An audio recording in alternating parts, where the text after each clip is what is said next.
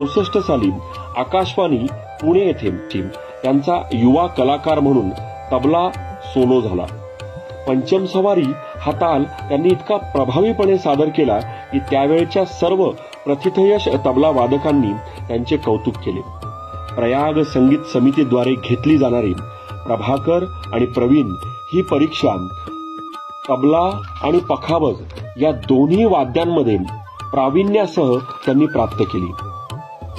गांधर्व महाविद्यालयाची अलंकार याही परीक्षेत पंडितजींनी भारतात प्रथम क्रमांक मिळवला.